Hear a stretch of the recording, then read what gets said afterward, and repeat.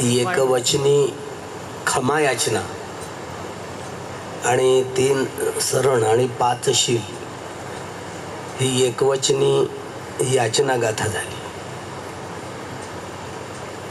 एक उपासक किंवा एक उपासिका, पुढे आपल्या पुढे एक भिक्खू व भिक्खुणी जेव्हा असेल तर ही गाथा बरोबर आहे. ही याचना गाथा क्षमा याचना व 3 सरण आणि 5 शील ही बरोबर आहे. एकवचनी ओकास वंदामी भन्ते. ओकास म्हणजे अवकाश, संधी, वेळ द्या. मी वंदन करतो. वंदामी भन्ते, भन्ते मला अवकाश द्या, वेळ द्या, वंदन करतो. द्वारत्त येन मया कत्तं सब्बं अपराधं क्षम. काया वाचा मनाद्वारे काही अपराध घडला असेल तर भन्ते मला क्षमा करावी. ही एकवचनी गाथा झाली. बहुसंख्य उपासक उपासिका जर असल्या तर ओकास वंदामी भन्ते म्हणाल की आम्ही म्हणाल, आम्ही आहे ना. ओकास मह्यं भन्ते संगो. एक भिक्षू असला तर एका भिक्षूला याचना करताना ओकास वंदामी भन्ते.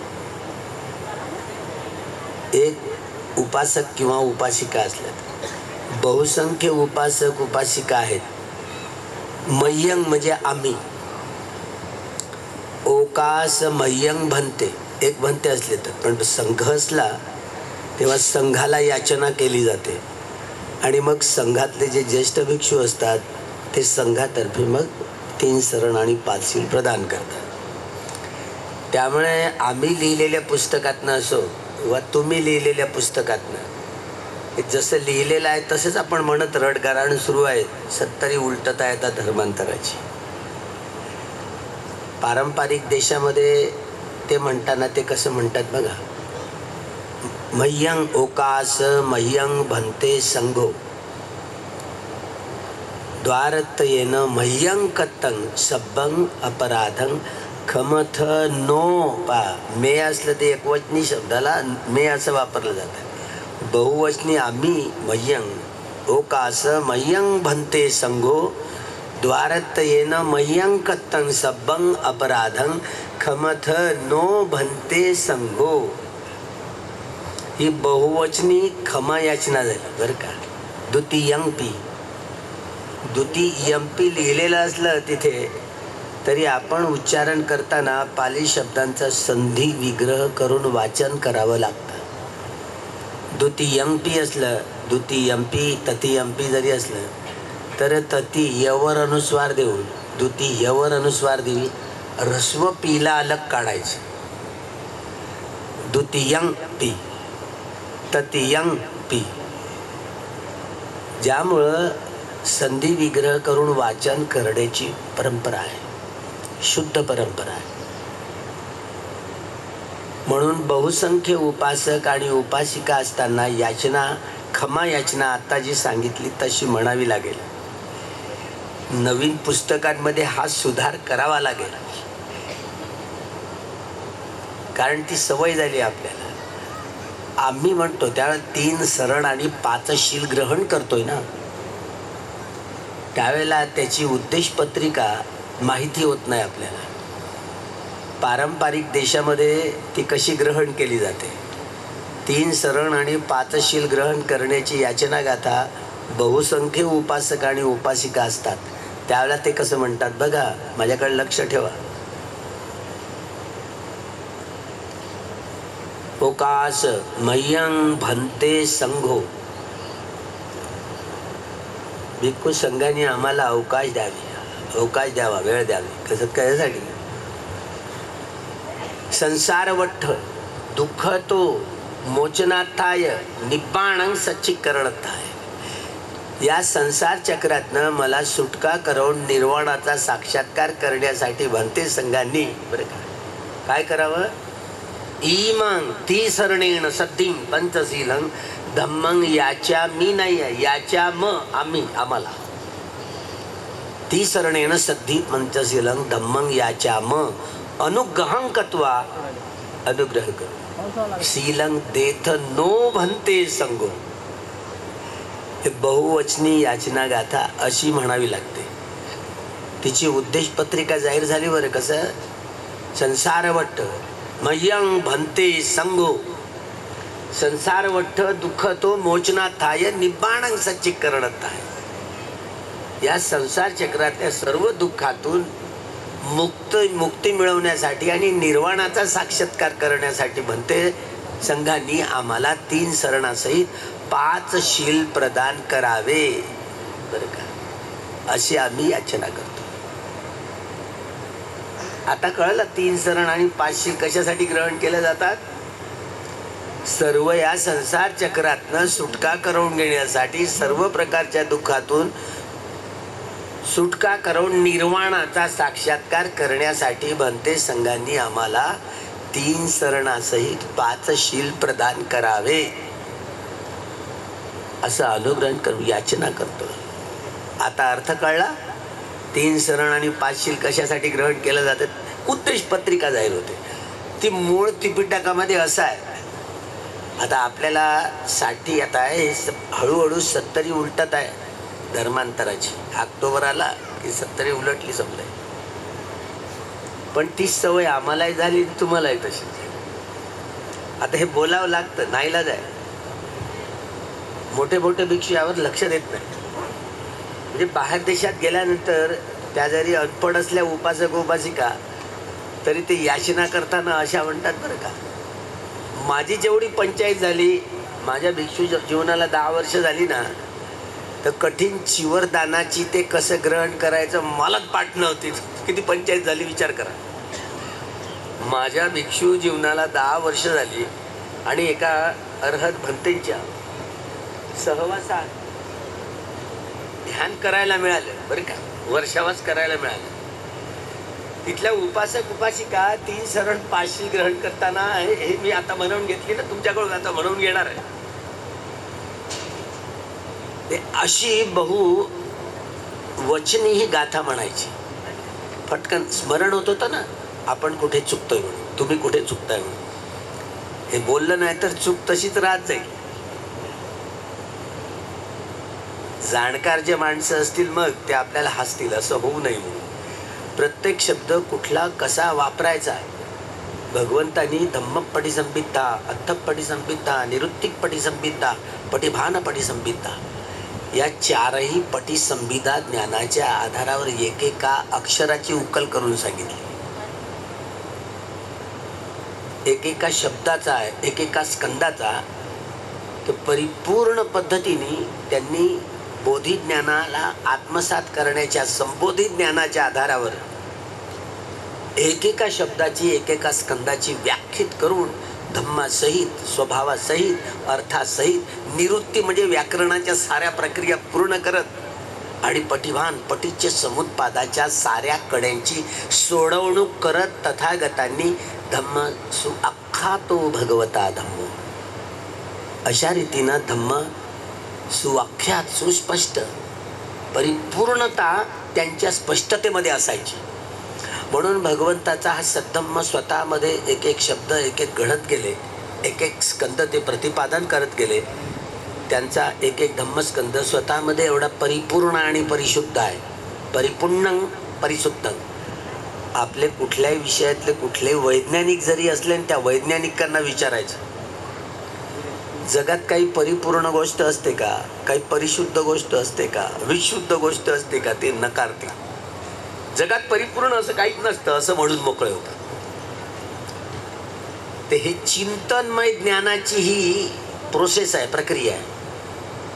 चिंतनमय ज्ञानाला सीमा असते.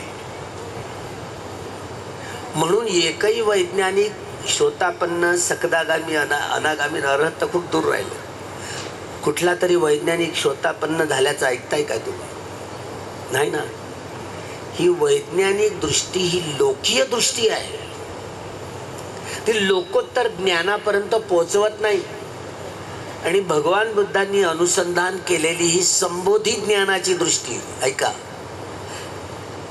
ती स्वतःमध्ये एवढी परिपूर्ण आणि परिशुद्ध आहे. ही परिपूर्णता आणि परिशुद्धता सम्यक ज्ञानामध्ये दडलेली आहे. सम्यक ज्ञान म्हणजे कोणतं ज्ञान? सम्यक हा शब्द ज्यामध्ये परिपूर्णता आणि परिशुद्धता परिपूर्ण भरलेली आहे त्याला सम्यक म्हणतात, सम्मा संबुद्ध. त्यामुळे बुद्धांची संबोधी ज्ञानाची दृष्टी, या दृष्टीवर हे जीवन यापन आपल्याला करता यायला हवं. म्हणून आपण जे काही करतो ना, काया वाचा मनाने कर्म करतोय ते खूप सजगपणे जागरूकपणे करता यायला हवं. सो सतो संपजानो. एकदा जागरूकपणे कर्म करता आलं तर प्रज्ञा ही काम करते. ही प्रज्ञा ही निर्वाणापर्यंत नेऊन पोहोचवते.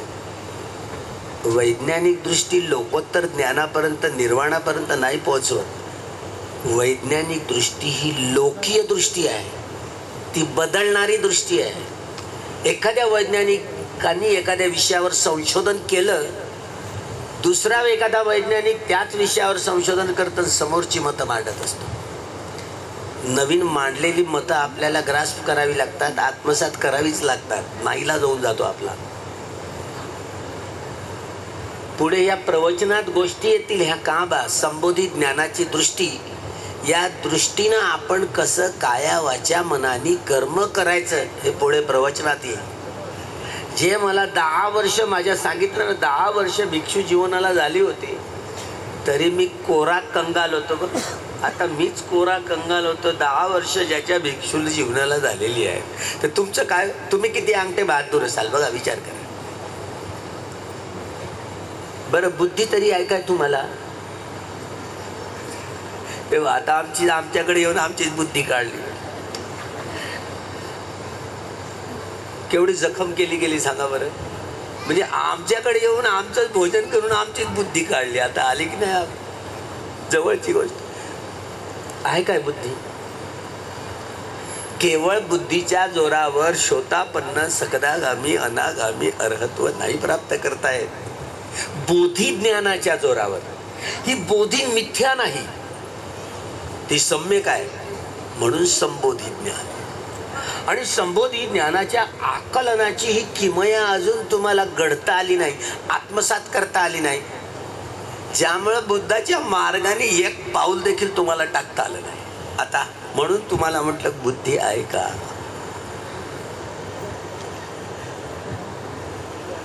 शून्यात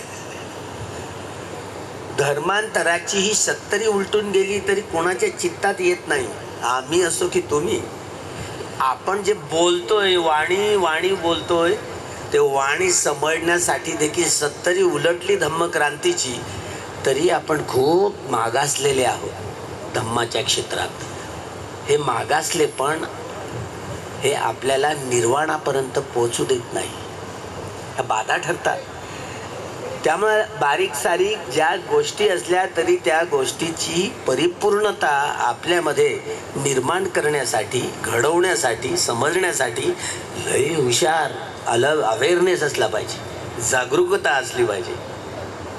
त्यामुळे ही जागरूकता येण्यासाठी म्हणून 3 शरण 5 शिलापासूनच म्हटल्याबरोबर थांबा म्हटला.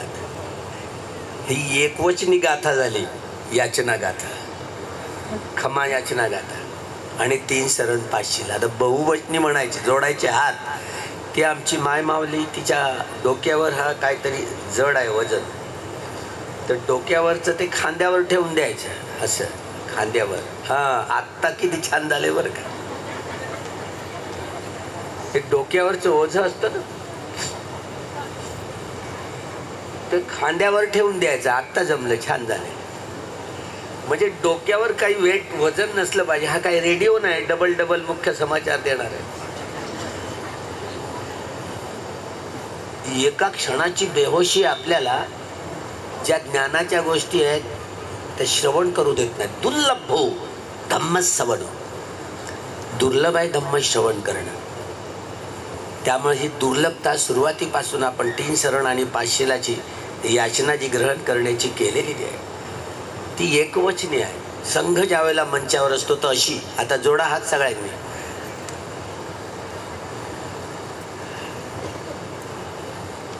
तुला गरमी होते का?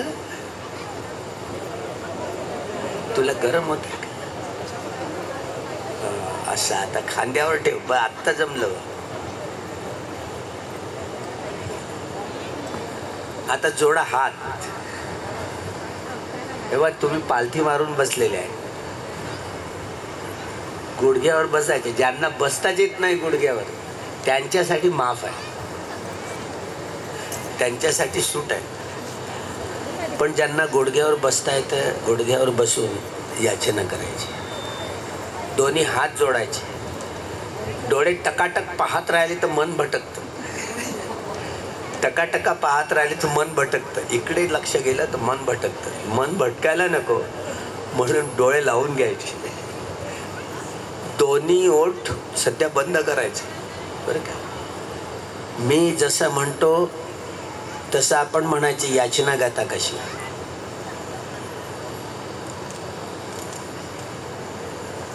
ओकास मय्यं भन्ते संघो द्वारतयेन मय्यं गतं सब्बं अपराधं खमथनो भन्ते संघो द्वितीयंपि ओकासमय्यं भन्ते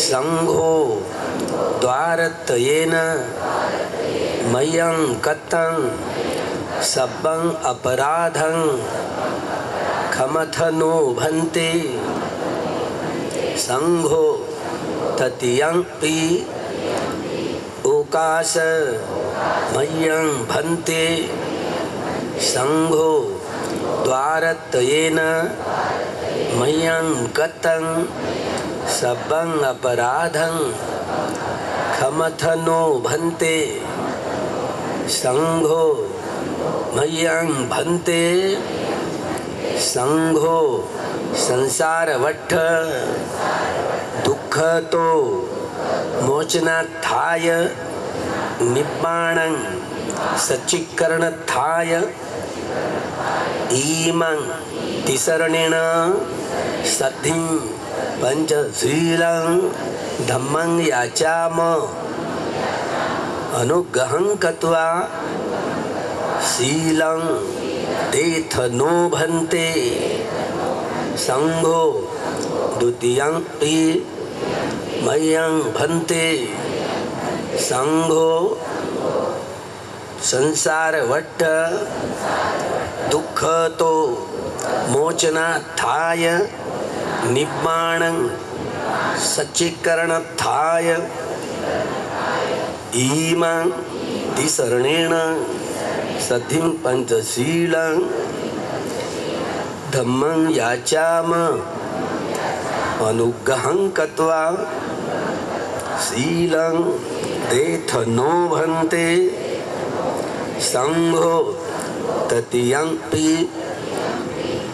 मय्यं भन्ते संघो संसारवट्ठ दुःख तो मोचनार्थाय निब्बाणं सच्चीकरणार्थाय इमं तिसरणेन साद्धि पंचशीलं धम्मं याचाम अनुग्रहं कृत्वा शीलं तेथनो भन्ते संघो यं अहं वदामि तं वदेथ.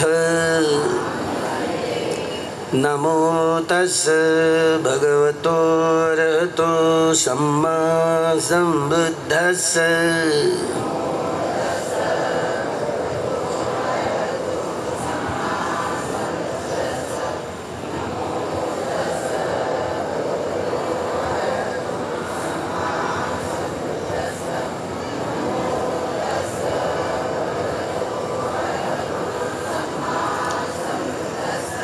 बुद्धं शरणं गच्छामि धम्मं शरणं गच्छामि संघं शरणं गच्छामि द्वितीयं पि बुद्धं शरणं गच्छामि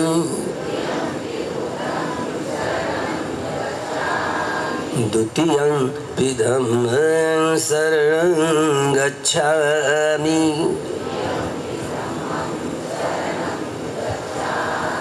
द्वितीयं पि संघं शरणं गच्छामि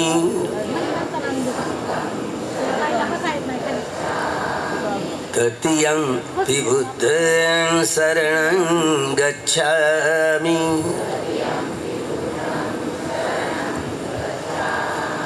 तृतीयं पि धम्मं शरणं गच्छामि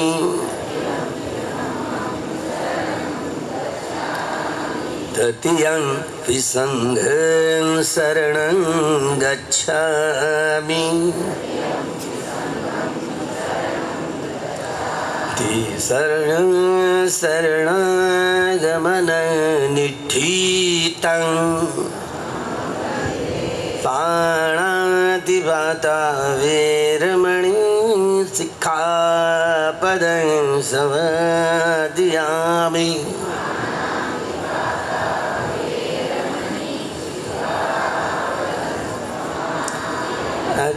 अधिन्नादाना वेरमणि सिक्खापदं समादयामि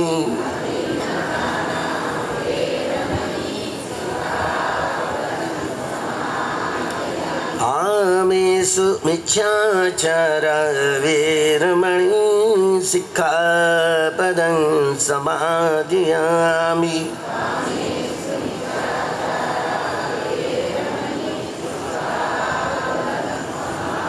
मुसावादा वेरमणि सिक्खापदं समादयामि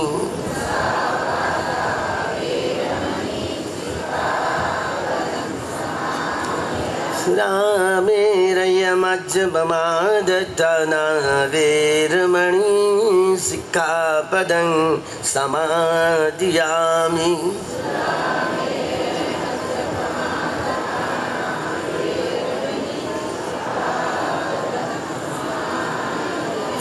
साधु साधु साधु इमन्ति शरणेन सतिं पञ्चशीलं धम्मं साधुकं सुरक्षितं कृत्वा प्रमादेन संवदेत् साधु साधु साधु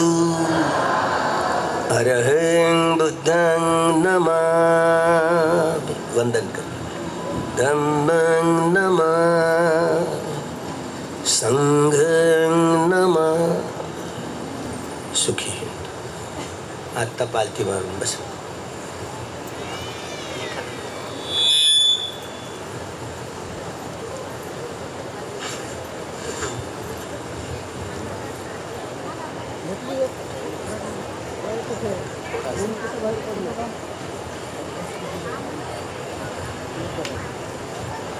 बुद्धवाणी कमर पाठ आणि मान सरळ करून बसायचं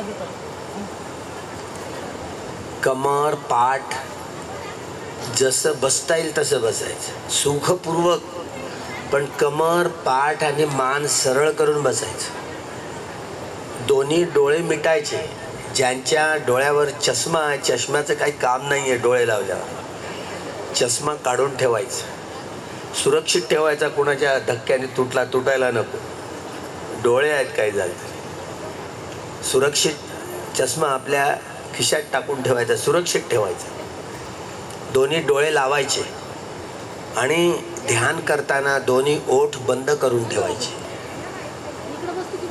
श्वास हा प्रत्येकाकडे जन्मापासून मरेपर्यंत असतो जिवंत असण्याचं हे हा आधार आहे हा श्वास शेवटचा श्वास बाहेर पडला की त्याला मृत्यू असं म्हणतात हे श्वासाबरोबर मन जुळलेलं असतं. हे मन काय दिसत नाही. कार्ल मार्क्स सारख्या विद्वानांनी माणसाला भौतिक प्राणी समजून चूक केली आहे त्याचाच लक्षात आलं. कारण या शरीरात एक मन राहतं आणि मन काय दिसत नाही ते डोळ्यानं, ते भौतिक नाही आहे. आणि हेच सगळ्या गोष्टीचं कारणीभूत किल्ल्या सगळ्या कुलपाच्या यानीच निघतात मनाने. आणि त्याचा अभ्यास मार्क्सला करता आला नाही, हा बुद्धांना करता आला. त्यामुळं सगळ्या गोष्टीचं केंद्र मन आहे. आणि सिद्धार्थ गौतमांनी हे बोधी ज्ञान धारण करून बुद्धत्व प्राप्त केलं. त्याची सुरुवातीचा अभ्यास हा आहे. याला आन अपान, येणं आणि जाणं, नाकातनं जाणं येणं करणारा नैसर्गिक स्वाभाविक शुद्ध श्वास जसा बाहेरनं आत येतोय आणि आतनं बाहेर जातो, त्याचं काम तो करतो. तो काय जातो येतो, हा श्वास कधी डाव्या नाकपुडीतनं जाणं येणं करतो किंवा कधी उजव्या नाकपुडीतनं जाणं येणं करतो. एक नाकपुडी कधी बंद होऊन जातो, कधी किंवा दोन्ही नाकपुड्यातनं एकाच वेळेला जाणं येणं करणारा असतो. कधी लांब असतो तर कधी आखूड, कधी वेगानं किंवा कधी संथ गतीनं जाणं येणं करतो. कधी खूप स्थूल असतो तर कधी सूक्ष्म असतो. श्वास कसाही असू दे, एका श्वासाचं निरीक्षण करत राहायचं. ध्यान कुठे करायचं? ध्यानाचा हा परिमुखांग सतिंग उपट्टपेत्वा, मुखाच्या वरचा भाग म्हणजे वरच्या ओठावरचा वरचा भाग, हा दोन्ही नाकाचे द्वार दरवाजे, दोन्ही नाकाचे द्वार आणि या नाकाच्या खालचा भाग म्हणजे वरच्या ओठावरचा वरचा भाग, एवढ्याशा त्रिकोणी भागावर, या एवढ्याशा भागावर हा श्वास येताना, आत येताना आणि बाहेर जाताना तो आदळत आपटत येतोय आणि जातोय. म्हणजे बाहेर येणारा हा श्वास या भागावर स्पर्श करत येतोय, आत येतो आणि स्पर्श करत बाहेर पडतो. आपलं ध्यानाचं केंद्र हेच ठिकाण असलं पाहिजे, दुसरीकडे नाही. मनाला इथे चिटकवून ठेवायचं, इथून हटूच द्यायचं नाही मनाला. तो श्वास काय तो येतो जातो, त्याचं काम तो करतो. कधी तो डाव्या कधी उजव्या किंवा दोन्ही नाकपुड्यातनं येणं जाणं करतो. कधी तो लांब असतो, कधी आखूड असतो, कधी संथ गतीनं, कधी लांब असतो. कसाही असू दे, स्थूल असतो कधी सूक्ष्म, कसाही एका श्वासाचं निरीक्षण करत राहायचं. तुका म्हणे उगरा आणि जे जे होतं ते ते पहा. सोपी भाषा नाही का? तुकोबारायची सोपी भाषा. नाकातनं जाणं येणं करणारा शुद्ध आपोआप आपल्या स्वभावानं जसा बाहेरनं आत येतो आणि आतनं बाहेर जातो, त्याचं काम तो करतो. आपण इथेच मनाला चिटकवून ठेवायचं. परिमुखं सतिंग उपट्टपेत्वा, हा दोन्ही नाकपुड्याच्या द्वारांना त्याच्या समोर वरच्या ओठावरचा वरचा भाग, या भागावर हा श्वास बाहेरनं आत येताना आणि आतनं बाहेर पडताना तो स्पर्श करून येतोय आणि स्पर्श करून फस्सबच्चे या वेदना. या ठिकाणी काहीतरी खटपट घडायला लागते एवढ्या भागावर, तिकडे लक्ष द्यायचं नाही. जे होतं निमूटपणे इकडे थोडीशी घाम पिटायला लागला, घाम निघायला लागला तर इकडला हात इकडे नाही आणायचा. इकडे काही कटकट कटकट झोंबायला लागलं तर इकडला हात इकडे आणून असं कुछ नाही करायचं. कधी कटकट चावल्यासारखं, मुंगी तरवरल्यासारखी, खाजवल्यासारखं, आग पेटल्यासारखं, आकुंचन पावल्यासारखं, प्रसरण पावल्यासारखं इथे अनुभव होईल. त्याच्याकडे काही लक्ष द्यायचं नाही. जे होते जसं होतं तसं जाणत राहायचं. हे काम करत करत बुद्ध वाणी ऐकत राहायची. बुद्ध वाणी, तथागतांच्या वाणीतनं निघालेली जी अक्षर आहेत ना, एक एक अक्षर, ज्यातनं हा व्यक्तीचा स्वभाव, अर्थ, व्याकरणाच्या प्रक्रिया आणि पटीच्य समुत्पाद यामध्ये दडलेला असतो. त्यामुळे हे निरीक्षण करत करत जाणत जाणत धम्मश्रवण करायचं आहे. याला परित्तान पाठ म्हणतात. परित्त म्हणजे सुरक्षा, आपलं रक्षण आपण करायचं कसं. अत्त दीपो भव, आपण भाषांतर काय करतो, स्वतःचा दीप तुम्ही स्वतः बना. नाही, दीप म्हणजे दिवा नाही आहे, स्वयंप्रकाशित व्हा असा त्याचा अर्थ नाही आहे. बेट कसं तर समुद्रातलं ते हालतं का कधी? दीप त्याला द्वीप म्हणतात. तर दीपचा अर्थ दिवा नाही आहे, स्वयंप्रकाशित व्हा असा अर्थ नाही आहे. पण अनेक जण तसाच अर्थ काढतायत. स्वतःचा द्वीप स्वतः बना, म्हणजे ही विखंबन प्रहाण ज्याला म्हणतात. सम्यक समाधी, खणिक समाधीपासून उपचार आणि उपचारपासून अर्पणा समाधीपर्यंत पोहोचण्याची प्रक्रिया. अजिबात हालायचं नाही, डुलायचं नाही. दगडाची मूर्ती कशी असते हे तेव्हा होतं, आताच नाही होणार. म्हणून कमर, पाठ आणि मान सरळ करून बसायचं, डोळे मिटायचे, दोन्ही ओठ बंद करायचे आणि नाकातनं जाणं येणं करणारा नैसर्गिक स्वाभाविक शुद्ध श्वास हे जाणत जाणत काम करत राहायचं. हा अभ्यास, एकही श्वास बिना जाणता आत यायला नको किंवा बाहेर पडायला नको. सिद्धार्थ गौतमाने पिंपळाच्या वृक्षाखाली बसून हाच अभ्यास केला. एकही श्वास बिना जाणता आत यायला नको किंवा बाहेर पडायला नको. जसा येतोय तसा जाणायचा आणि जसा जातोय तसा जाणायचा. यथाभूत. श्वास आला तर आला आणि गेला तर गेला. एका श्वासाचं निरीक्षण निरंतर करायचं. श्वास जाणण्यामध्ये कसल्याही प्रकारचा खंड पडता कामा नये. पण लय चंचल चपळ चित्त, तोंड उघडं करून नाही, दोन्ही ओठ बंद करून ठेवायचे. दोन्ही ओठ बंद करायचे. श्वास तोंडाने नाही घ्यायचा. ध्यानाच्या वेळेला दोन्ही ओठ बंद करायचे. नैसर्गिक स्वाभाविक श्वास जसा बाहेरनं आपोआप आपल्या स्वभावानं आत बाहेरनं आत येतो आणि आतनं बाहेर जातो. श्वास आला तर आला आणि गेला तर गेला. डोळे उघडले, इकडे तिकडे पाहिले तर मन भटकलं. एकदा श्वासावरनं मन हटलं रे हटलं, भटकलं, चिंतन मनन करतं. आलंबने चित्त येते इथे चित्तन, सातत्याने चिंतन मनन करतं. त्याचं कामच ते 24 तास ड्युटी करत राहते. बिनपगारी आहे ते मन.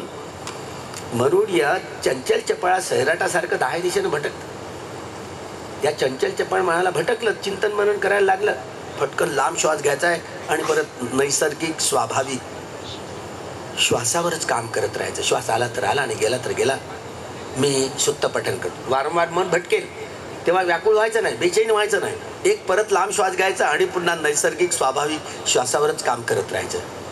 ज्यांनी विपश्यना केलेली आहे, काही वेळा आनापानचा अभ्यास करायचा आणि नंतर डोक्याच्या टाळूपासून पायाच्या तळव्यांपर्यंत, पायाच्या बोटांपासून ते डोक्याच्या टाळूपर्यंत संबंध 3.5 हाताच्या टाळीमध्ये एकेका अंगा प्रत्यंगामध्ये 2 बोटं 4 बोटं 1 बित्ता क्रमशः यात्रा करत करत अनित्यबोध पुष्ट करत राहायचं.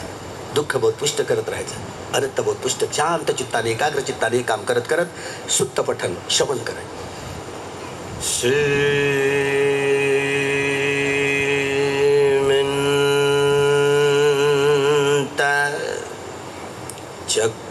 चक्रवाधीषु अत आगच्छन्तु देवता सद्धम्मं मुनिराज शृण्वन्तु सद्गमुखधम्मं धम्मश्रवणकालोऽयं भदन्तः धम्मश्रवणकालोऽयं भदन्तः परितधम्मश्रवणकालोऽयं भदन्तः।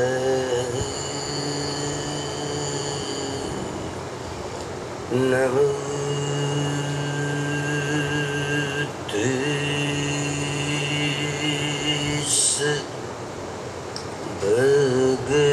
भगवतो अरहतो सम्मा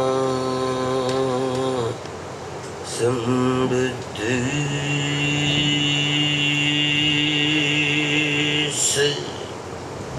नमो तस्सै भगवतो अरहतो सम्मा सम्बुद्धिस्स।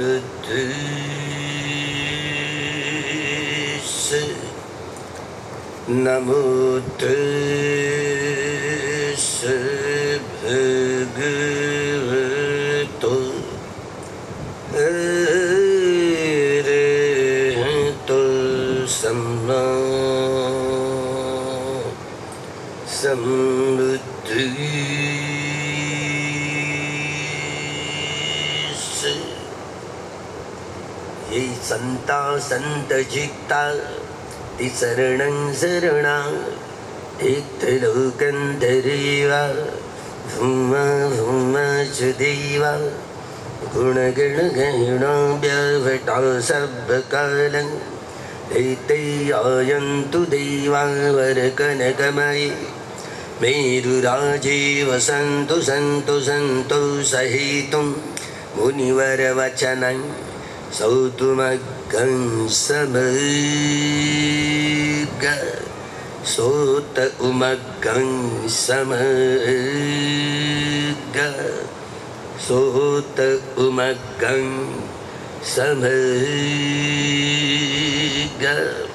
इति पिसौ भगवानर्हं सम्मा सम्बुद्धो विद्याचरणसम्पन्नो सुगतो लोकविदु अनुत्तरो पुरुषधम्मसारथि तथा देवमनुसानं बुद्धो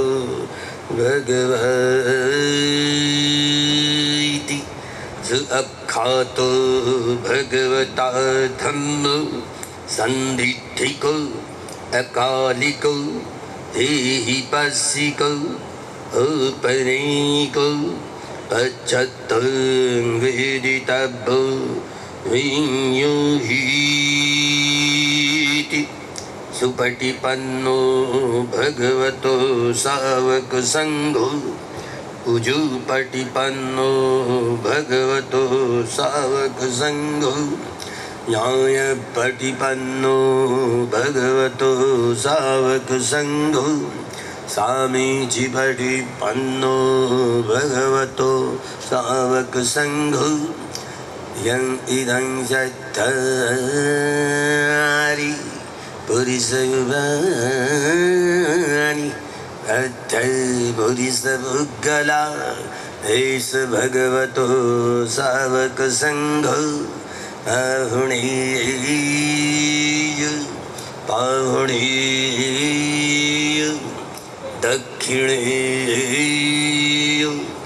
अंजलिकरणेय अनुत्तरं पुण्यङ्खितं लोकस्यैति इमोय धम्मानुधम्मपटिपत्त्या बुद्धं पूजयामि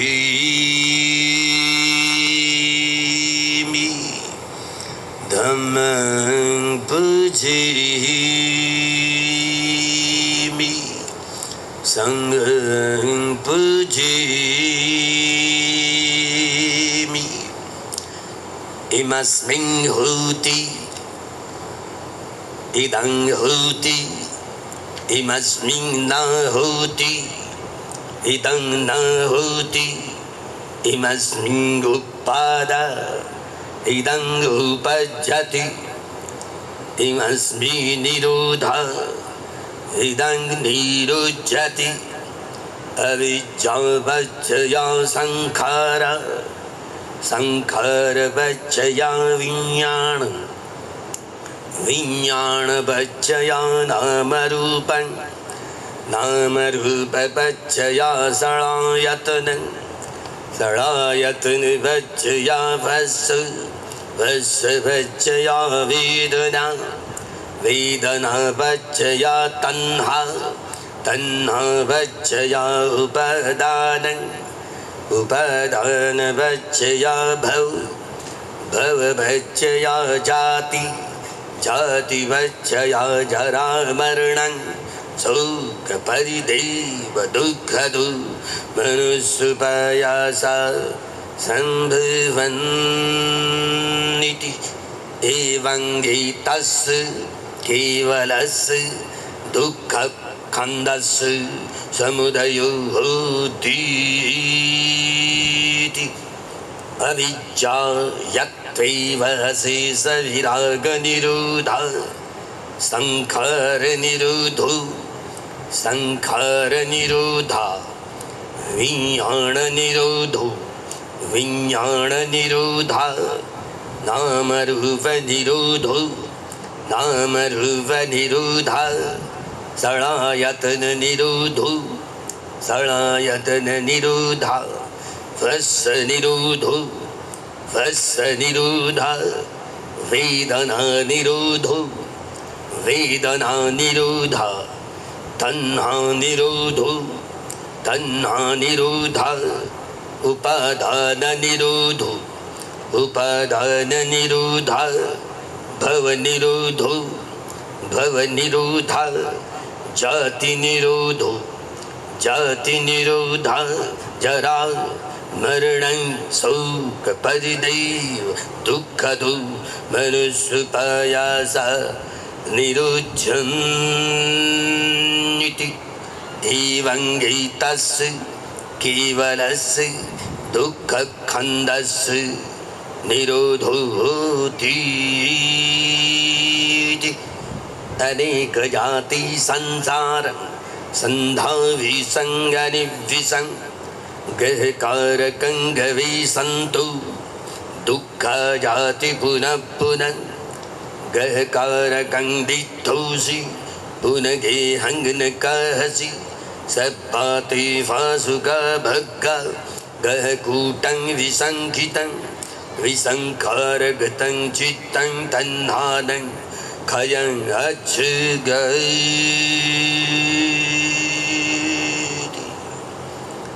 महाकरुणिको नाथो हितायं सर्वपाणिनं पुरेत्वा परमीशब्बा पत्तो सम्बुधिङ्गुत्तमं हितेन सच्चवज्जीन होतु ते जयमङ्गलं जयन्तु बुद्धियामूले सख्यानं नन्दिवर्धन्नु एवं तुयं जयोसु जयसु जयमङ्गलं सकत्वा बुद्धरतनं औषधं उत्तमं वरं हितं देवमनुसानं बुद्धतेजेन शुद्धिना न सन्तौ बद्धवा सभ्ये दुःखा उपशमिन्तु ते सकत्वा धम्मरतनं औषधं उत्तमं वरं परिलाभोपशमनं धम्मतेजेन शुद्धिना न सन्तौ बद्धवा सभ्ये भया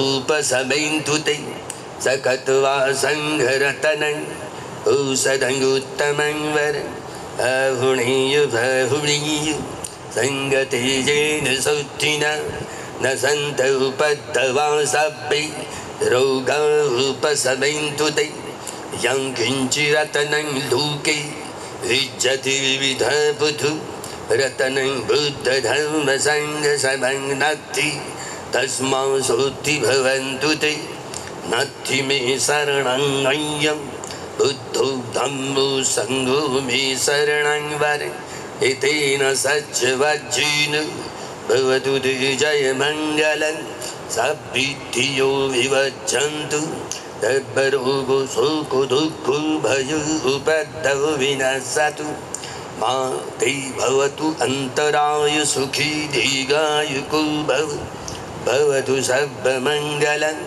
रक्षन्तु सर्वधीवता सर्वबुद्धानुभावेन सर्वधर्मानुभावेन सर्वसङ्घानुभावेन सदा शुद्धि भवन्तु ते नखतयभूतान् पापग्रहं निवारणं परितस्सानुभावेन हन्तु सर्वे उपद्रवे यं दुर्निमित्तमङ्गलं च यो च मनःपुषकुणस्तत्सद्धो पापग्रहूदुःसुविनङ्गकन्तं बुद्धानुभावेन विनाशमीन्तु धम्मानुभावेन विनाशमीन्तु सङ्घानुभावेन विनाशमीन्तु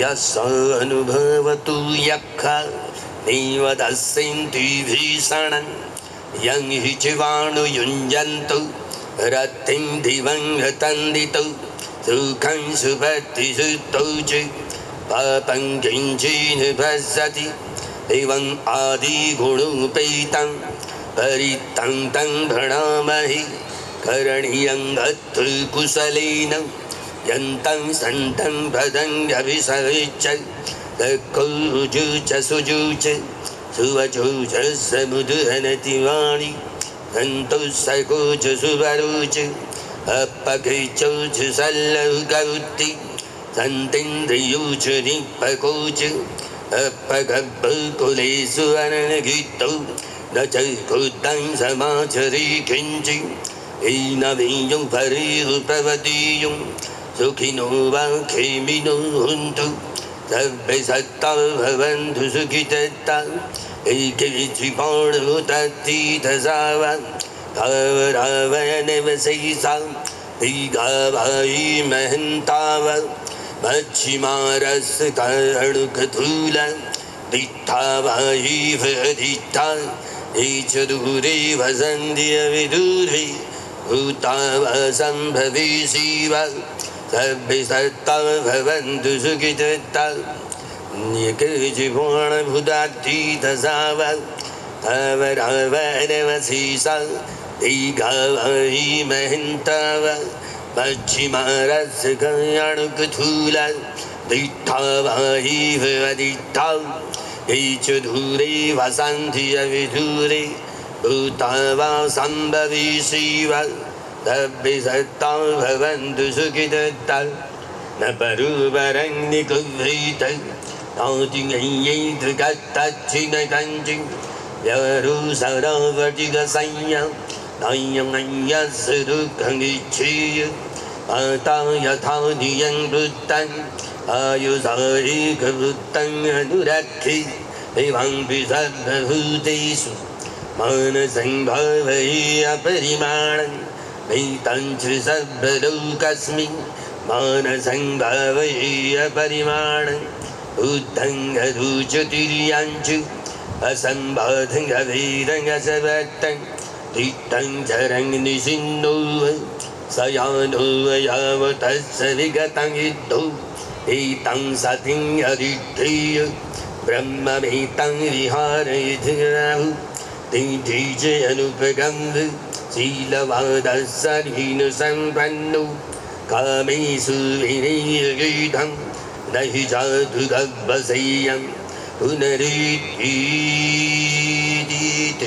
सच्चवज्जिनो सोत्थिते होतु सर्वदा एतेन सच्चवज्जिनो सर्वभवा दुःखा भया रोगा शोको अन्तराय उपद्रवा विनश्यन्तु एतेन सच्चवज्जिन भवतु ते जयमङ्गलन्निति शासनस्य लोकस्य बुद्धि भवतु सर्वदा शासनं पीछलोकं च देवा रक्षन्तु सर्वदा तु सुखी सभ्यै परिवारे हि यत्तनु अनिघासनान्तु सह सभ्यैः यातिभिः राजतो वा चोरतो वा मनुष्यतो वा अमनुष्यतो वा अग्गितो वा उदकतो वा पिशाचतो वा खाणुकतो वा कण्टकतो वा नकततो वा जनपदरोगतो वा असद्धम्मतो वा असन्दिष्ठितो वा पुरुषतो वा चण्डहत्यसमीद गुणकुकुरे अहिर्विच्छिका मणिसर्पदिप्रियाच्युतरचि सुकर्मैषु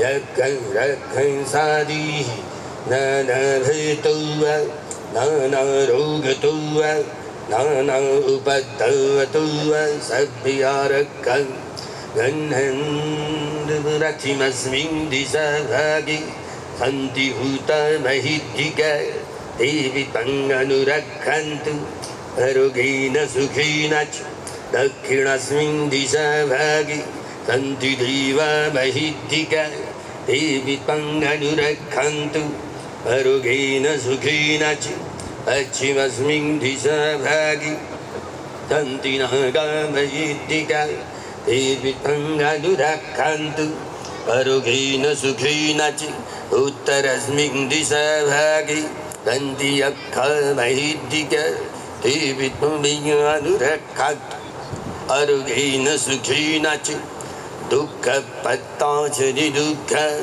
भय भत्ताचे भया सुख भत्ताचे सुख हंतु सर्वे पाणिनु एतावत्ताचे अंभी संपदं पुण्य संपदं सर्वे देवा अनुमोदन्तु सर्व संपत्ति सिद्धिया दानं ददन्तु सद्धाय शीलं रक्षन्तु सर्वदा भावनाभिरुता हन्तु गच्छन्तु देवता गता सर्वे बुद्धा बलवत्ता गच्छकारञ्च यं बलम् अरहन्तारञ्च तेजेन रक्षं वन्दामि सर्वसु आकाशट्टाच भूमट्टा देवानागमयिद्दिका पुण्यन्तं अनुभूदित्वा चिरं रक्षन्तु बुद्धशासनं चिरं रक्षन्तु धम्मदेशनं चिरं रक्षन्तु सङ्गत्वं धरन्ति सद्भिधियो विवज्जन्तु सर्वरोगो शोको दुःखो भयोपद्रव विनशन्तु मा ते भवतु अन्तराय सुखी दीर्घायुको भव अभिवादनशीली संनिचं बुद्धवचायिनो चत्वारो धम्मा बुद्धान्ति आयुवन्नो सुखं बुद्धिषु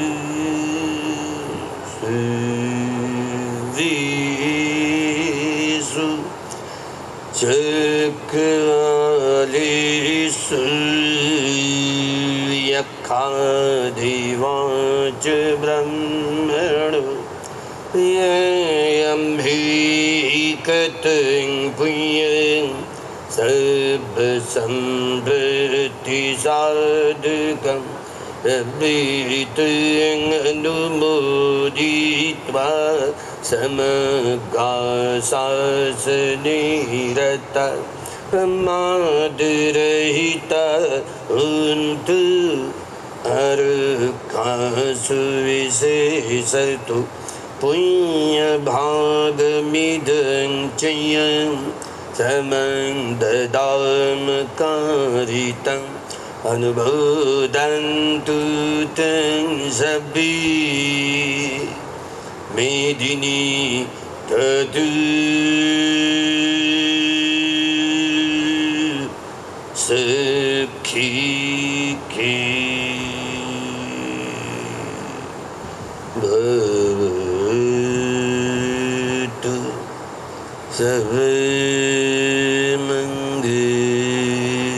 सर्वमङ्गलं भवतु सर्वमङ्गलं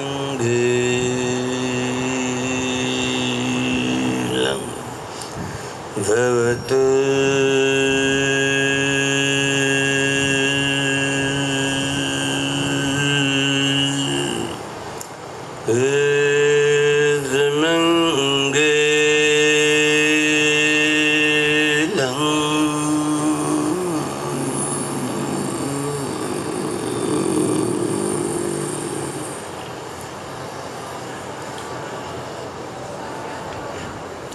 बुद्धं नमामि धम्मं नमामि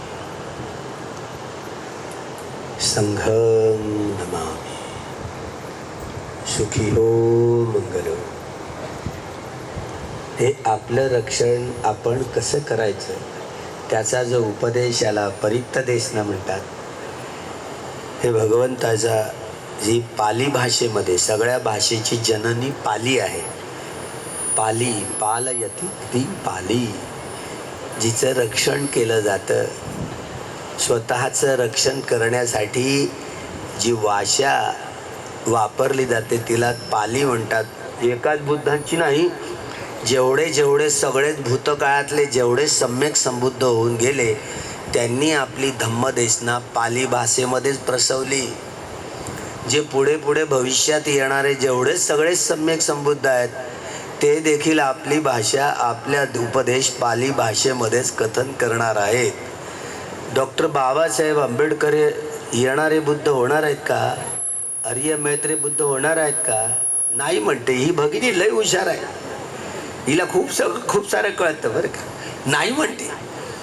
बरं बाबासाहेब खरंच बुद्ध होणार आहेत का? हात वर करा बरं. कोणाचे हात वर होत? पहा माझा हात वर झाला. अरे आता सगळ्यांचेच हात वरायला लागले.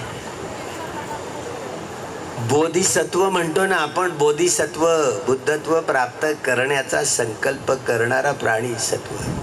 स्वप्रयत्नानं बोधी ज्ञानाचा आविष्कार करून बुद्धत्व प्राप्त करण्याचा संकल्प जी व्यक्ती करते त्याला बोधिसत्व म्हणतात. म्हणजे भावी बुद्ध, भविष्यात येणारे बुद्ध. डॉक्टर बाबासाहेब आंबेडकर या ड्रेसात आहेत ना, या जीवनामध्ये. ते मरण पावले तर कुठे गेले काही पता काढलाय काय तुम्ही? तुमचा नातेवाईक असतात, तुमचा पता काढला असतात. तुमचा कोण नातेवाईक का बाबासाहेब? कुठे गेले म्हणून. मेल्यानंतर, जाळून टाकल्यानंतर, गाडून टाकल्यानंतर हे अग्निवायू जल आणि पृथ्वी धातूंचे अणु रेणू परमाणू आपापल्या धातूमध्ये विलिनीकरण होतं. नष्ट नाही होत ना त्या धातू. मनाला काय जाळलंच जात नाही. मेला तर गेलं असं म्हणतो. बाबासाहेबांचा पुनर्जन्म झाला असेल काय? झाला असेल काय? हो म्हणणारे हात वरती करा. नाही म्हणणारे हात वरती करा. अरे बाबासाहेबांचा पुनर्जन्म झाला असेल काय? बाबासाहेबांनी या जीवनात अशा चेहऱ्या मोहऱ्याचे होते बर का. या अशा चेहऱ्या मोहऱ्याचे होते. असाच पुन्हा जन्म होणं म्हणजे पुनर्जन्म होणं आहे बर का. अशा चेहऱ्यावरचा असाच पुनर्जन्म होणार नाही. समजलं? बाबासाहेबांचं पुण्य एवढं मोठं भारी आहे सगळ्यात. त्यांना 30 पारमितांचा डोंगर रचावयाचा आहे. ते मरण पावल्यानंतर, त्यांनी शरीर त्यागल्यानंतर त्यांनी तुषिता देवता लोकांमध्ये जन्मग्रहण केला. त्यांचं नाव आता सुदर्शन असं आहे. हे मी आता मला नाही कळत ना. एका अर्हत भिक्षून सोबत वर्षावास केला, ही छडी त्यांनी मला दिली बरं का. साधनानंद महास्तवीर, बांगलादेश, रंगामाटी. त्यांना ते अर्हत होते, अभिज्ञा प्राप्त होते. त्यांना विचारलंय मी, म्हणते खरंच बाबासाहेब बोधिसत्व होते का हो? आपण मानतो, जाणतो का? जाणता नाहीत ना, आपण मानत असतो. मानणं आणि जाणणं किती जमीन आसमानचा फरक आहे. ते बोधिसत्व होते आपण मानतो, ते जाणत असतात. ज्यांनी अर्हत्व प्राप्त केलं, ज्यांना अभिज्ञा प्राप्त झाल्या, त्यांनाही त्यांचं मोठं टावर असते. आपण लोक कव्हरेजच्या बाहेर आहोत. किती हलो हलो म्हणा, कव्हरेजच्या बाहेर असल्यामुळे ह्या गोष्टी आपल्याला नाही कळत. ज्यांनी परिचित ज्ञानी, जे पुबे निवासानुसती या अभिज्ञा ज्ञानाची महत्ता ज्यांना कळलेली आहे, त्यांना ह्या गोष्टी कळतात. अर्हंतांना या गोष्टी कळतात. ते हो म्हणाले 15, मी तर हातच जोडून होतो. हे खरं आहे असे म्हणाले तर मी त्यांच्या चरणावर डोकं ठेवलं आपलं. त्यांच्या चरणाचं चुंबन घेतलं बरं का. माझी श्रद्धा जागली, त्यांच्या चरणाचं चुंबन घेत राहिलं. त्यांचे शिष्य बघतच होते बरं. तर मला श्रद्धा आता उत्पन्न झाली, तर मी आहे असं मानतो. बाबासाहेबांना कोणाकोणाला पाहायचं आहे? पहा किती हपापलेले आहेत. दिसत नाही का तुमच्याकडे बाबासाहेब एवढे आहेत? एवढे मोठे बाबासाहेबांचा पुतळा आहे. आता त्यांचं नाव सुदर्शन असं आहे आणि त्यांचं शरीर, त्यांच्या शरीरातनं प्रकाश निघतो. जे अर्हंत आहेत ना, अभिज्ञा ज्ञान प्राप्त आहेत, ते बघू शकतात बर का. ते बघू शकतात. आपलं टावर नसल्यामुळे आता आपण बाबासाहेबांना पाहू शकत नाही. तुम्ही जेव्हा तुषिता देवता लोकांमध्ये जन्म घ्याल तेव्हा तुम्हाला पाहता येईल बर का. आपल्याला काय माहिती, या मनस चक्षूंनी, हे मासल चक्षु आपल्या तिथे नजर पुरत नाही त्यांच्यापर्यंत. आता हे कोण पाहायला गेलं असंच म्हणाल की नाही तुम्ही? प्रश्नच विचाराल की नाही? ही भगिनी म्हणाल बाबासाहेबांचा जन्मच नाही झाला होता. आता केवढ्याशी आले म्हणजे पुनर्जन्म नाही आहे की नाही? मेल्यावर पुनर्जन्म आहे की नाही आहे? नाही. ही भगिनी नाही म्हणते मला. पुनर्जन्म आहे काय नाही म्हणणारे हात वरती करा. नाही म्हणणारे मी एकटाच माझा हात वरती झाला. आता सांगितलं ना, बाबासाहेब या चेहऱ्यात या जीवनात असे आहेत, असे पुन्हा जन्म ग्रहण करणार नाही, म्हणून पुनर्जन्म होणार नाही बाबासाहेबांचा. समजलं?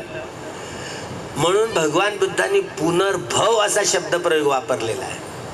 पुनर्भव, नवा जन्म ग्रहण करणं, पुन्हा नव्यानं जन्म ग्रहण करणं, याला पुनर्भव म्हणतात. भव म्हणजे समजलं? आता ही पटीच्च समुत्पादाची गाथा बोललोय ना परित्राणात. भवपच्य या जाती. तुम्हाला जन्म कोणी दिलाय? तुम्हाला जन्म कोणी दिलाय? तेव्हा ती काय भगिनी म्हणते आई वडिलांनी. तिला काय माहिती तिच्या आईने कचऱ्यावरून त्या खाताच्या खड्ड्यावरून उचलून आणलं, तिला माहिती आहे का? ठोक. हे खरं आहे की आपल्या आईवडिलांनी आपल्या सगळ्यांना जन्म दिलेला आहे. पक्क ना? नरेंद्र मोदी सारखे तर नाही राहत ना. नरेंद्र मोदी म्हणजे बायोलॉजिकल नाही आहे, म्हणजे त्याच्या आईवडिलांनी त्याला जन्म दिला नाही.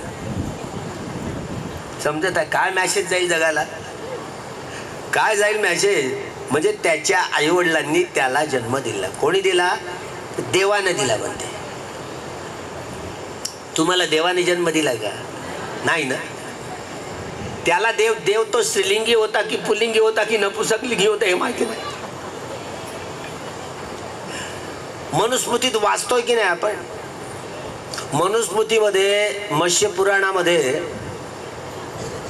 ब्रह्मदेवाच्या तोंडातनं म्हणे ब्राह्मण दिन जन्माला आले, या बाहूंमधनं क्षत्रिय जन्माला आले, जांगांमधनं वैश्य जन्माला आले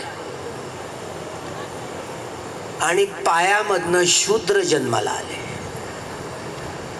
पंचवर्णाचा पता नाही. आमच्या या मातृशक्तीचाही पता नाही, त्या कुठनं आकाशातनं टपकल्या, आणि अतिशूद्रांचाही पता नाही.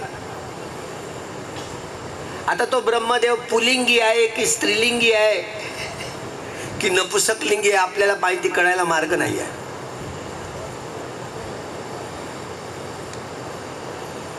कठीण काम आहे की नाही? 10वीला आम्ही शिकत होतो बरं का. दर शुक्रवार आला ती शारदा देवीची पूजा राहतो, सरस्वतीची नाही का. 10 पैसे आम्ही वर्गणी द्यायचो. तर गुळ फुटाणे घ्यायचे आणि गुळ फुटाणे वाटायचे. कधी जास्त पैसे झाले तर नारळ घ्यायचं, नारळ फोडायचं आणि ते तिचा ढुंगण ढुंगण राहतं ना त्या नारळाचं, ते देवीला टाकायचे. ती पोरं काय करायची, घाई करायची, ते तिथला देवीचा प्रसाद राहते ते म्हणजे त्या नारळाचं ढुंगण ढुंगण ते टाकतात. ते ढुंगण, अरे तिला खाऊ दे म्हटलं, ती ओरडेल तुझ्या नावानं. ते पोरं गर्दी करायची. मी मात्र त्या पूजेत जात नव्हतो. बाबासाहेबांची पुस्तकं जाळायचो, भगतसिंगाची पुस्तकं जाळायचो. मी नास्तिक का म्हणून पुस्तकं जाळायचो ना. आता मी होतो नास्तिक हे मास्तरांना माहिती झालं. मी काही पूजेला जात नव्हतो. तरी एक दिवस गेलो, याच्या मनात काहीतरी काळवेरा आहे रे म्हणते. आज हा जाणून बुजून आलाय. मी पहिल्या डेस्कवरती बसलोय, पहिल्या खुर्चीवर. मास्तर म्हणाले तू कशाला आलास रे? शुक्रवार आहे ना आज सरस्वतीची वंदन आहे म्हणून तर आलो. तू येत नाहीस ना?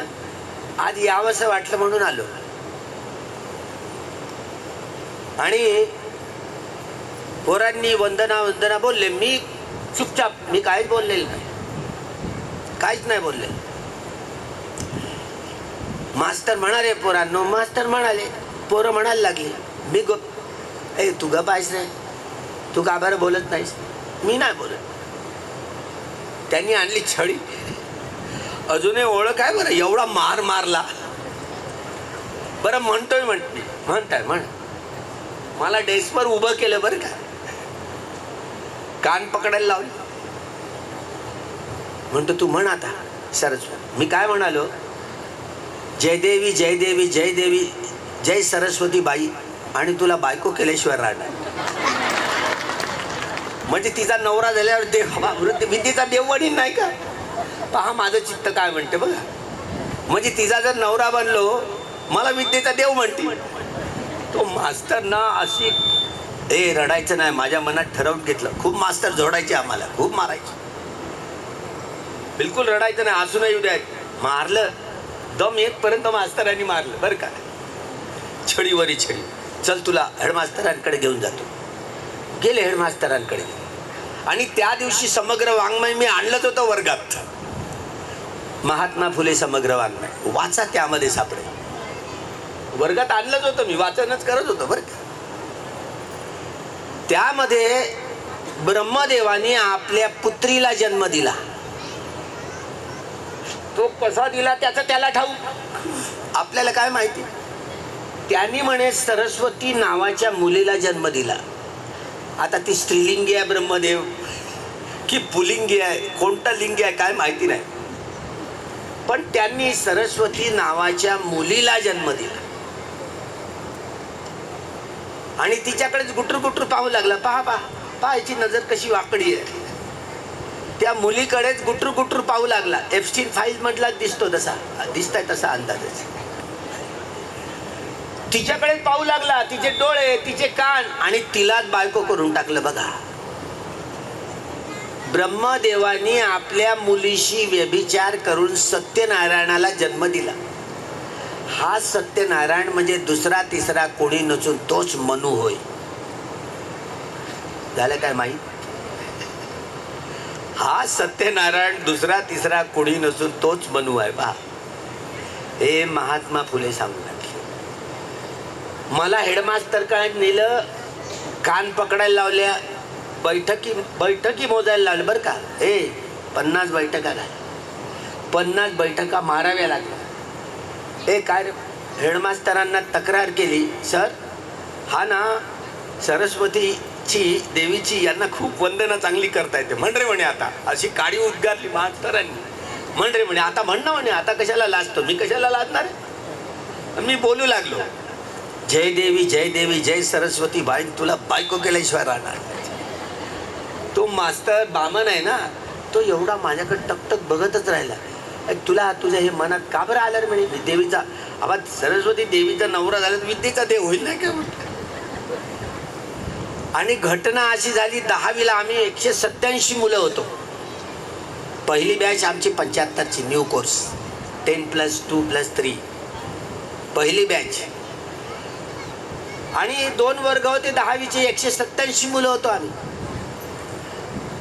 आणि घटना अशी घडली की मी एकटाच पास झालो, सारे पोट्टे नापास.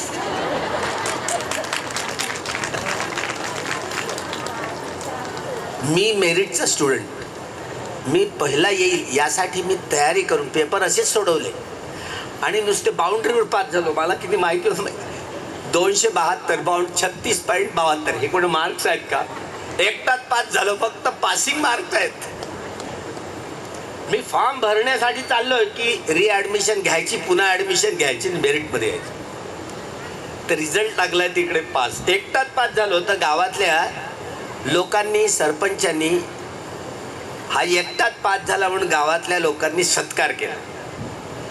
आता त्या सत्काराला उत्तर देताना लोकांनी कोट बीट टाय बीट घेऊन गेला ना, कोट टाय पॅन्ट बीट घेऊन गेला. आणि मी माझ्या सत्काराच्या विषयी मी बोलू लागलो.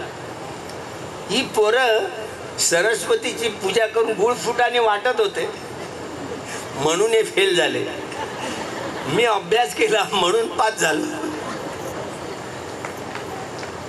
अभ्यास केला म्हणून पास झालो. मी मेरिटमध्येच आलो असतो, पण मी असेच पेपर सोडवले आणि पासिंग मार्क्स तरी मिळवले. पण बाकीच्या पोरांना तेही नाही करता आलं बरं का. तू विचार करा, आपल्या शिक्षणामध्ये आता तर नव्या पाठ्यक्रमांमध्ये मुलांच्या या भारतीय संविधानाच्या, जे डॉक्टर बाबासाहेब आंबेडकरांनी लिहिले, प्रियम्बलमध्ये, प्रस्तावनेमध्ये आता धर्मनिरपेक्षता हा शब्द कापून टाकलाय. त्या ठिकाणी पंथनिरपेक्ष हा शब्द घातलाय. हा बदल करावायचाच होता सरकारला. घटनेच्या मूलभूत ज्या नियमांमध्ये तुम्हाला बदल करावयाचा असेल तर पहिल्यांदा लोकसभेत जो ठराव झाला बहुमताने ज्या विषयासंबंधी पंथनिरपेक्ष म्हणजे धर्मनिरपेक्ष हा शब्द हटवून पंथनिरपेक्ष करावा, हे लोकसभेत बिल मांडावं लागतं. या बिलावर प्रत्येक विधानसभेमध्ये विधान परिषदेमध्ये त्यावर सविस्तर चर्चा केली जाते आणि त्यांची सगळ्यांच्या विधानसभांची विधान परिषदांची मतं घ्यावी लागतात. त्यानंतर पुन्हा लोकसभेत चर्चा होते आणि ती चर्चा झाल्यानंतर पुन्हा राज्यसभेत हुशार माणसं असतात, राज्यसभेत त्यावर चर्चा होते आणि नंतर ते राष्ट्रपतीकडे सहीसाठी जातं. राष्ट्रपतींनी सही दिली तर ते पारित होतं. ही अशी प्रक्रिया आहे. मूलभूत अधिकारांवरती घटनेमधलं काही हटवायचं असेल तर असं झालं नाही आणि आंधळेपणानं धर्मनिरपेक्षता हा शब्द गाळ करून तिथे पंथनिरपेक्षता आणली. सत्यमेव जयते सोडून धर्मस्ततेच जय, धर्माचा विजय हो बरं का. हा खोडचटपणा झाला. हा घटनेच्या मूलभूत सिम्बॉलला देखील हे धक्के देणं झालं. असं केवळ सरकारला नाही करता येत, हे बेकायदेशीर आहे. बाबासाहेब आंबेडकरांनी 395 कलमांमध्ये या देशाचं संविधान लिहिलंय. का लिहिलं? जगामध्ये जे जे मनुष्य आहेत वा मनुष्यतर प्राणी आहेत, तुमचा कोणता स्वभाव आहे तुम्हाला ओळखता आलाय? पुग्गल पंयत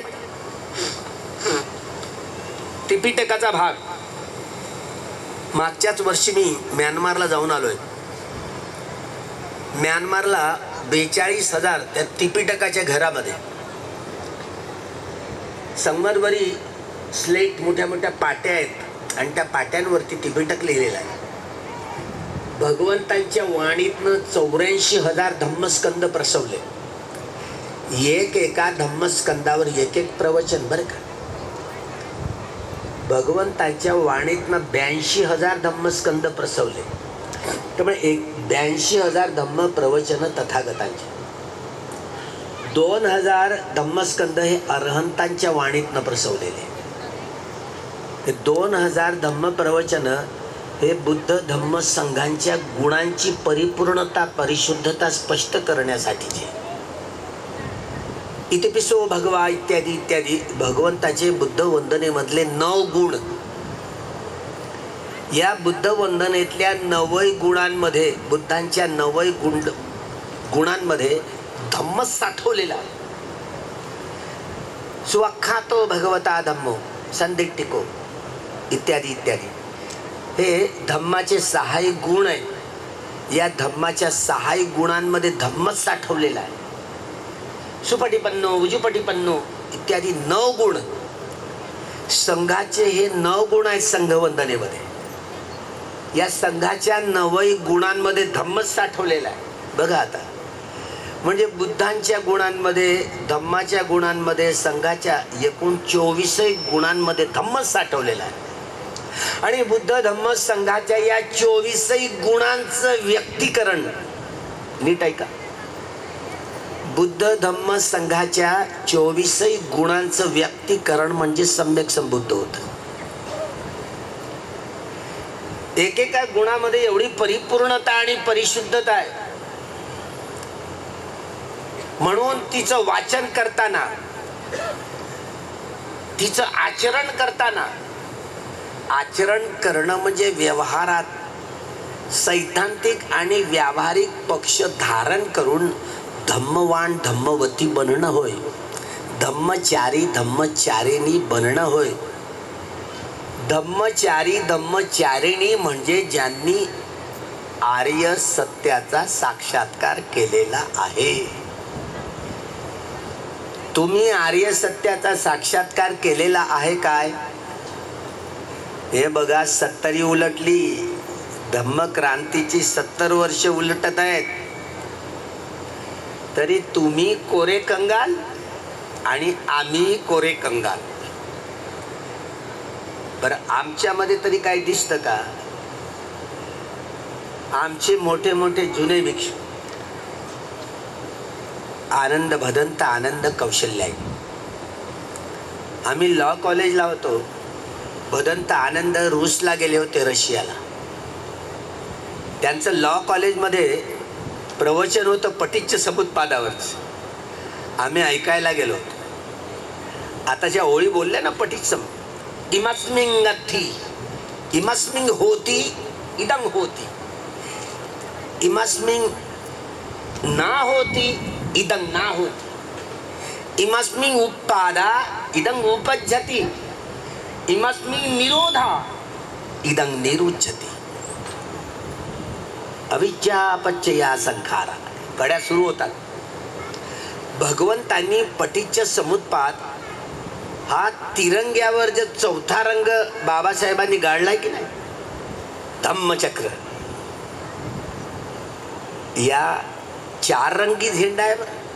पण सत्ताधारी पक्ष आणि विपक्षाचे लोक तिरंगाच म्हणतात. 4 नोबेल ट्रूथ. आर्य सत्य 4 असतात, 4. डॉक्टर बाबासाहेब आंबेडकरांनी घटना दत्त भगवंताचा विचार या संविधानामध्ये पेरणी केली.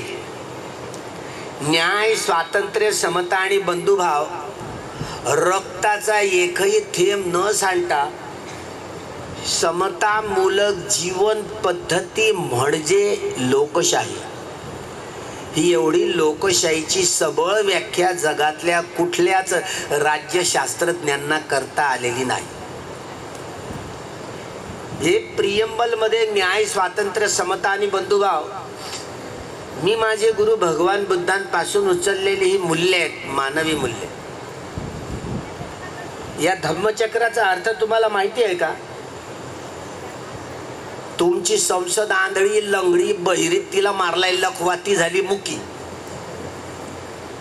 अजून या धम्मचक्राची चर्चा नाही या संसदेत, लोकसभेत, राज्यसभेत. मी जाईल म्हणतो आणि त्या सगळ्या लोकसभेतल्या, राज्यसभेतल्या सभासदांची 10 दिवसाची बैठक घेईल. 10 दिवसात त्यांना विपश्यना शिकवेन आणि त्यांना एकेका चक्राच्या ज्या कड्या आहेत त्याचं ज्ञान करून देईल आणि आदेश देईल. कसा? कूटदंत सूक्तामध्ये भगवंतांनी राजे महाराजे लोकांना जो आदेश दिला, घटनेचं हे मूलभूत अधिकारांचं 21वं कलम बघून बघा. त्यामध्ये सरकारी स्वस्त धान्यातनं या गोष्टी दुकानातनं पुरव्या हव्या, ज्यामध्ये मुख्यतः त्याच्या मिनिट्स बुकमध्ये गेलं तर ह्या चर्चा आहेत. बाबासाहेबांना वाटत होतं घटना दत्त बुद्धांच्या विचारांची पेरणी करावी घटनांमध्ये, राज्यघटनेत. त्यामुळे 390 प्रकारच्या स्वभावाची तुम्ही आम्ही माणसं, ते हिंदू असोत की बौद्ध असोत की जैन असोत की शीख असोत की यहुदी असोत की ईसाई असोत की मुस्लिम असोत, ब्राह्मण की ब्राह्मणेतर, आदिवासी असोत, या देशातले की त्या देशातले, अशा प्रकारची वेशभूषा की तशा प्रकारची वेशभूषा धारण करणारे असोत, अशा प्रकारचे बोलीभाषा की तशा प्रकारची बोलीभाषा बोलणारे असोत, या वंशाचे असू दे की त्या वंशाचे असू दे, तुम्ही आम्ही सगळी माणसं रागमूलक, द्वेषमूलक, मोहमूढक, पहा, रागरंजित, द्वेषदूषित, मोहमुडीत होऊन कामं करतो काया वाचा मनानी. तुम्हा आम्हाला शुद्ध चित्तानी कर्म करता येत नाही, म्हणून शुद्ध परिणाम येत नाही. म्हणून प्रत्येक घरात भांडीकुंडी वाजतात. बोलू नका, हे काय रेडिओ नाही, पुन्हा डबल बातम्या ऐकायला मिळते. मुख्य तुम्ही आम्ही आपल्या स्वभावाचे गुलाम आहोत. आपला स्वभाव आपल्या वर्तनातनं, आपल्या आचरणातनं उतरतो. बाबासाहेबांचा स्वभाव कोणता होता तुम्ही माहिती करून घेतली का? बाबासाहेबांनी त्यांच्या आयुष्यात 56 ग्रंथ लिहिले. किती? 56 ग्रंथ लिहिले. आणि एक मोठा ग्रंथ लिहायचा 5 वर्ष लागली त्याला. बुद्ध आणि धम्मा 5 वर्ष लागली. माझं स्वास्थ्य मला साथ देईल काय, हा ग्रंथ लिहायचा होता. एवढा मोठा त्रिपिटक, यामध्ये 21,000 धम्मस्कंद शुद्ध पिटकातली. 21,000 धम्मस्कंद ही विनय पिटकातली आणि 42,000 धम्मस्कंद ही अभिधम्म पिटकातली आहेत. एकूण 390 रागमूलक, द्वेषमूलक, मोहमूलक, बुद्धिमूलक, भयमूलक, वितर्कमूलक इत्यादी इत्यादी तुम्ही आम्ही या स्वभावामध्ये गुंतलं गेलो आहोत. आणि या आपल्या स्वभावाची निर्मिती आपण स्वतः केलेली आहे. याला बाह्य शक्ती कुठलीही जबाबदार नाहीये. पुक्कल पंचतीत अभिधम्मामध्ये 42,000 धम्मस्कंद तथागतांनी जे प्रसवलेले आहेत ना, बाबासाहेबांचा मानसशास्त्रावरील प्रबंध वाचा तुम्ही काळजीपूर्वक. म्हणजे या गोष्टीची उकल होऊ शकते बाबासाहेबांवरती या बुद्ध वाणीचा कसा प्रभाव होतो. तुम्ही आम्ही 390 प्रकारच्या स्वभावाची माणसं, कुठल्याही संप्रदायाची असो, ते हिंदू असोत की बौद्ध, नाना प्रकारचे कुठलेही असोत, प्रत्येक व्यक्ती आपापल्या स्वभावाची ती गुलाम आहे. आपला स्वभाव आपल्या वर्तनातनं आचरणात उतरतो. तुम्ही कोणता दृष्टिकोन ठेवून कर्म करताय? आपण आपल्या स्वभाव विशेषाची दृष्टी ठेवून कर्म करत असतो. आणि आता बाबासाहेब वाचलाय, बुद्धांचा धम्म वाचलाय, विज्ञान निष्ठ आहे असं आपण कल्पना करत असतो. आणि आपण जवळपास वैज्ञानिक दृष्टी ठेवून वागण्याचा प्रयत्न करतो. बरोबर आहे की? अंधभक्ती, अंधश्रद्धा, कर्मकांड यांना स्थान देत नाही. भगवंताचा हा सद्धम्म म्हणून अंधभक्ती, अंधश्रद्धा, कर्मकांड आणि काल्पनिकतेला तथागतांनी अजिबात जवळ फटकू दिलं नाही. आपले वैज्ञानिक देखील कधी कधी कल्पना करतात आपल्या विषयाची सिद्धता करण्यासाठी, पण तथागतांनी कल्पना केली नाही. कल्पनांना सद्धम्मामध्ये अजिबात स्थान दिलेलं नाही. सुरुवातीपासून ते अंतापर्यंत सत्याचा आधार घेतात. 6 वर्ष उन्हाळे, हिवाळे, पावसाळ्याचे रट्टेगट्टे सोसले. 6 वर्ष फुकटात गेले त्यांचे काया क्लेशाच्या साधनेचे. या कायमध्ये ईश्वर आहे की परमेश्वर आहे की आत्मा आहे की परमात्मा आहे, जीव आहे की प्राण आहे, हे तथागतांना काहीच दिसलं नाही. तुमच्या शरीरात जीव आहे का? तुमच्या शरीरात जीव आहे? जीव आहे का? बरं, प्राण आहे का तुमच्या शरीरात? हा प्रश्न ऐकलाय का तुम्ही कधी? तरी तुम्ही सजीव म्हणता जिवंत असणाऱ्याला. वैज्ञानिक देखील सजीव निर्जीव या शब्दाचा उपयोग करतात. तथागतांनी बोधी ज्ञानाच्या आधारावरचं जे संशोधन केलं, संपूर्णत्वाकडे, परिपूर्णत्वाकडचं हे संशोधन, त्यांना ईश्वर दिसला नाही, आत्मा दिसला नाही, परमेश्वर दिसला नाही, परमात्मा दिसला नाही, जीवही दिसला नाही, प्राणही दिसला नाही. तरी तुम्ही म्हणता ना, पाणाती पाता वेरमणी सिक्खापदं, म्हणताय की नाही? पाणा म्हणजे बहुवचन झालं. प्राणी, ज्या तुम्ही प्राणी आहात का? तुम्ही प्राणी आहात का? मनुष्य प्राणी म्हणून तुमची ओळख आहे की नाही? ज्यांच्यामध्ये प्राण आहे त्याला प्राणी म्हटलं जातं. तथागतांना या शरीरामध्ये प्राणी नाही मिळाला, प्राण नाही मिळाला. तुमच्या घरातला माणूस एखादा मरू द्या ना, प्राण गेला म्हणते, याचा जीव गेला म्हणते. तथागतांना या शरीरात प्राणही दिसला नाही आणि जीवही दिसला नाही. तथागतांना मन पाहता आलं, आणि मन काही डोळ्याने दिसत नाही. कशा मुलू पाहताय? तुमच्याकडे मुलू पाहण्याशिवाय काय मार्ग आहे? बुद्धी आहे, एवढीशी बुद्धी आहे. वैज्ञानिक देखील जीव म्हणतात. भगवंतानी देखील लोकांना समजण्यासाठी म्हणून जीवितेंद्रिय हा शब्द प्रयोग केला. जोपर्यंत श्वास आहे ना, तोपर्यंत जीवन आहे. शेवटचा श्वास गेला रे गेला, त्यातच नाव मृत्यू आहे. समजत आहे ना? मृत्यू म्हणजे काय? हे जीवन संपणं आहे ना. मनुष्य मेला म्हणजे शेवटचा श्वास त्याचा गेला. मृत्यू म्हणजे समजलं ना? तुम्ही मरणार आहात. कोण वाचण्यासाठी आलं? कुणी नाही ना. आमचे एक भंते असं चिवर घालून आहेत ते भगवान बुद्धांचे. भगवंत जिवंत होते त्याच वेळेला ते 120 वर्षाचे होते. त्यांचं नाव महाकाश्यप.